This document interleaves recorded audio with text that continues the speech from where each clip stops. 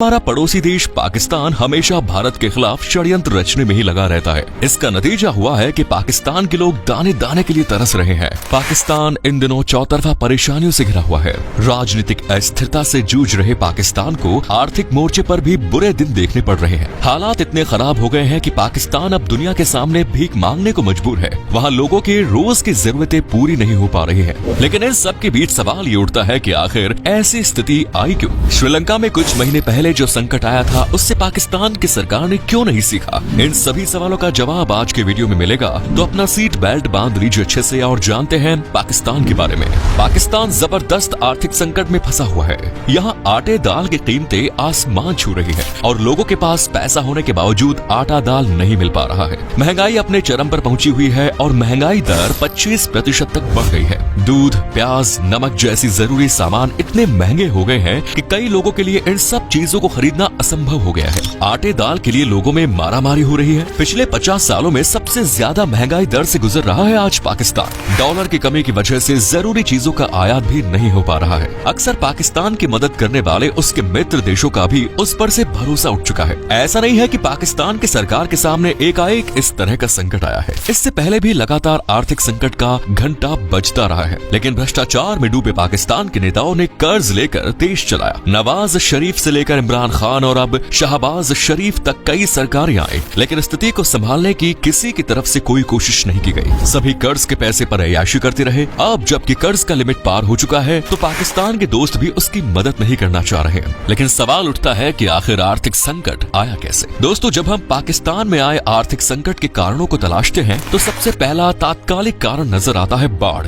2022 में भीषण बाढ़ ने पाकिस्तान में जमकर तबाही मचाई। इस साल जून से अक्टूबर के बीच गर्मियों में 1/3 पाकिस्तान बाढ़ की चपेट में था। सबसे ज्यादा असर सिंध और बलूचिस्तान वाले इलाके में था। एक अनुमान के अनुसार भीषण बाढ़ से करीब 3.5 करोड़ लोग प्रभावित हुए। एक्सपर्ट्स मानते हैं कि इससे उभरने में पाकिस्तान की अर्थव्यवस्था को कई साल लग सकते हैं। ये बाढ़ कितना भयानक था, इसका अंदाजा इस बात से लगाया जा सकता है कि इसे पाकिस्तान का सबसे भीषण जलवायु आपदा कहा गया। इस बाढ़ के चलते 1700 से ज्यादा लोगों की मौतें हो गई और 22 लाख से ज्यादा घर तबाह हो गए। 80 लाख लोग अभी भी विस्थापित हैं। इनके लिए इस आपदा से बाहर आने में अभी कई साल लग जाएंगे। यहाँ का हेल्थ सिस्टम पूरी तरह से ढह गया। 44 लाख एकड़ की फसलें बर्बाद हो गई और 8000 से ज्यादा लंबी सड़कों के साथ दूसरे इंफ्रास्ट्रक्चर तबाह हो गए। यूनिसेफ के अनुसार पाकिस्तान के 40 लाख बच्चे गंदे जल जमाव के आसपास रहने के लिए मजबूर है। इसके अलावा पाकिस्तान को सबसे ज्यादा घाटा हुआ है वहाँ के अस्थिर राजनीति से। सरकार चाहे जिसकी भी बने, उसका मुख्य एजेंडा होता है भारत का विरोध करना। पाकिस्तान को जिस बजट का इस्तेमाल वहाँ के जनता की भलाई के लिए करना चाहिए, उसे वो भारत से निपटने के लिए डिफेंस बजट में करता है। भारत से उसे कोई खतरा नहीं है, लेकिन उसे भारत से ऐसा खौफ है जिसकी वजह से वो अनाज से ज्यादा हथियार खरीदते हैं। चाहे आप अरबों खरबों रुपए के हथियार क्यों न खरीदे, लेकिन जनता के पेट तो अनाज से भरते हैं, न कि हथियार से। दूसरी अहम बात है भ्रष्टाचार। जब पाकिस्तान को कोई आर्थिक मदद मिलती है या फिर किसी स्रोत से आय होती है तो उसे यहाँ के राजनेता और ऑफिसर्स पहले ही अपना जेब में भरते हैं और नतीजा है कि पाकिस्तान की आर्थिक स्थिति पहले से खराब होती थी, लेकिन भीषण बाढ़ ने जले पर नमक छिड़क दिया। ऐसे में गलत नहीं कहा जा रहा कि बाढ़ से हुए नुकसान की भरपाई में पाकिस्तान को कई साल लग जाएंगे। दोस्तों, यूनाइटेड नेशंस ऑर्गेनाइजेशन का कहना है कि पाकिस्तान को बाढ़ से हुए नुकसान की भरपाई के लिए तत्काल 16 अरब डॉलर की जरूरत होगी। यह रकम इतनी बड़ी है कि पाकिस्तान की एकदम जर्जर हो चुकी अर्थव्यवस्था इसका बोझ उठा ही नहीं सकती। अब सवाल ये उठता है कि संकट की स्थिति में देश दूसरे देशों की मदद करते हैं, लेकिन पाकिस्तान की मदद कोई क्यों नहीं करना चाह रहा? तो आपको बता दें कि पाकिस्तान ने अपने मित्र देशों से इतना कर्ज ले रखा है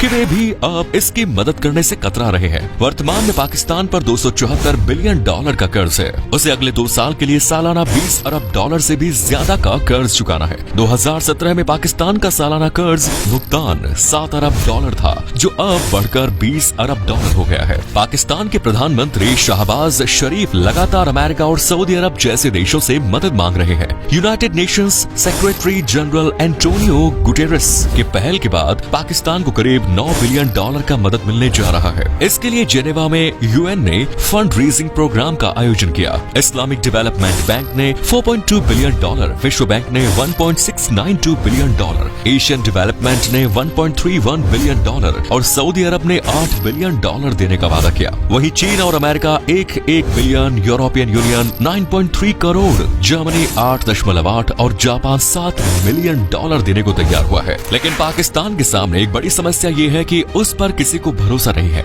इसीलिए कोई भी इन्हें आसानी से मदद करने को तैयार नहीं होता। दुनिया के बड़े से बड़े देशों को पाकिस्तान की सरकार की मंशा पर शक रहता है। हद तो ये है कि उसका मित्र देश सऊदी अरब पाकिस्तान के प्रधानमंत्री की बात को भरोसेमंद नहीं मानता। जब उसे पाकिस्तान के सेना प्रमुख से भरोसा मिलता है तभी वो किसी तरह के आर्थिक मदद की घोषणा करता है। इंटरनेशनल कम्युनिटी ने $9 बिलियन की मदद का वादा जरूर किया, लेकिन अभी भी सबके मन में सवाल ये है कि क्या मदद की राशि बाढ़ पीड़ित 3.5 करोड़ लोगों तक पहुंच पाएगी। इसकी मुख्य वजह है पाकिस्तान की राजनीति और प्रशासन में फैला भ्रष्टाचार। पाकिस्तान की आम जनता और इंटरनेशनल एजेंसीज को इस बात की आशंका है कि कहीं मदद की राशि का एक बड़ा हिस्सा सरकार खुद के खर्चों को पूरा करने में न लगा दे, और इस बात की भी आशंका है कि सरकार का विरोध करने वाले बलूचिस्तान के इलाकों में मदद नहीं पहुंचेगी। दोस्तों, पाकिस्तान ने डॉलर के जाने के कई रास्ते बना लिए हैं, लेकिन डॉलर के आने के रास्ते बंद होते जा रहे हैं। गरीबी में आटा गीला करने वाली बात तो यह है कि दूसरे देशों में काम करने वाले पाकिस्तानी नागरिकों की तरफ से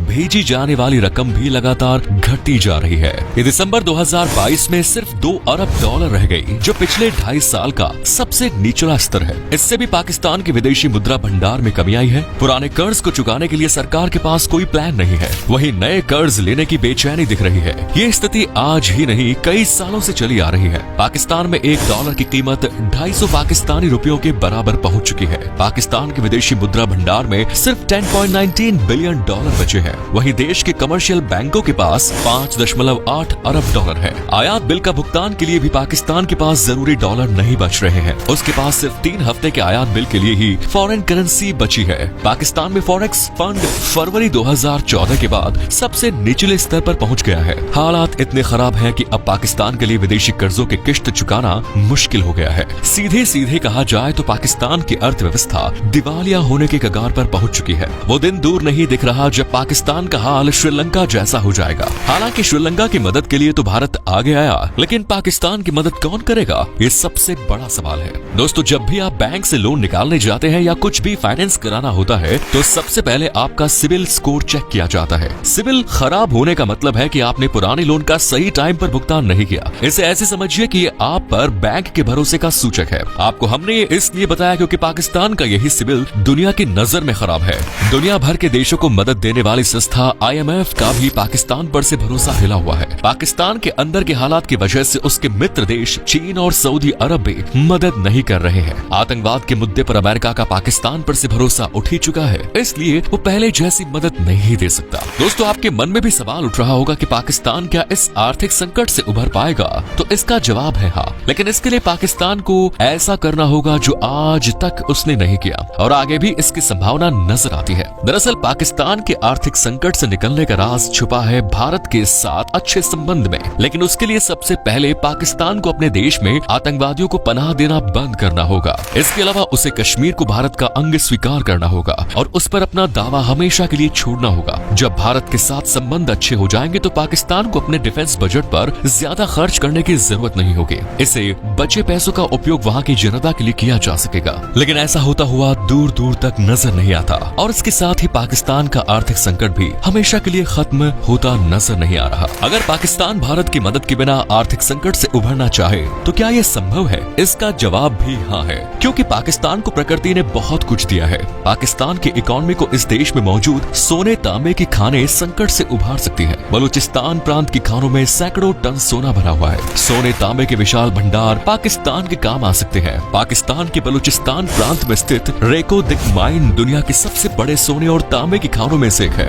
एक अनुमान के अनुसार इसमें करीब 590 करोड़ टन का खनिज भंडार है। प्रति टन खनिज भंडार में करीब 0.22 ग्राम सोना और करीब 0.41% तांबा मिल सकता है। हालांकि इसके इस्तेमाल करने को लेकर अभी तक कोई रिपोर्ट नहीं है, लेकिन उम्मीद है कि इस तरीके से ये देश एक झटके में फिर खड़ा हो सकता है। लेकिन वहाँ के नेताओं का घर भारत को कोसने से ही चलता है, तो फिर भी डेवलपमेंट पर क्यों ही ध्यान दे। एक और जहाँ देश की अर्थव्यवस्था चरमराई हुई है और लोगों को खाने के लिए तरसना पड़ रहा है, वहीं दूसरी ओर पाकिस्तानी सेना और यहाँ के राजनेता अरबों में खेल रहे हैं। एक रिपोर्ट के अनुसार सिर्फ शहबाज शरीफ के परिवार की संपत्ति करीब 700 करोड़ रुपए है। इसी से आप समझ लीजिए कि पाकिस्तान के राजनेताओं को वहाँ की जनता से कितनी हमदर्दी है। पाकिस्तान की जनता के लिए वहाँ की सेना और नेताओं से बड़ा दुश्मन कोई और नहीं है। अगर पाकिस्तान को आने वाले समय में आर्थिक संकट से रोकना है तो सबसे पहले वहाँ की जनता को इन दगाबाजों के खिलाफ आवाज उठानी पड़ेगी। हालांकि अभी भी स्थिति से निपटना किसी भी कीमत पर आसान नहीं है। पाकिस्तान को अंतर्राष्ट्रीय मदद तो मिल गई, लेकिन उसका इस्तेमाल कितनी अच्छी तरीके से होगा वो तो समय ही बताएगा। तो दोस्तों, ये है वो कारण जिसकी वजह से पाकिस्तान में इकोनॉमिक क्राइसिस हो रहा है। उम्मीद है वीडियो जरूर पसंद आई होगी। आपको पास अगर पाकिस्तान की इकोनॉमी में सुधार लाने के लिए कोई आइडिया है तो हमारे साथ जरूर शेयर करें। साथ इस वीडियो को अपने दोस्तों और रिश्तेदारों के साथ शेयर करना ना भूलें।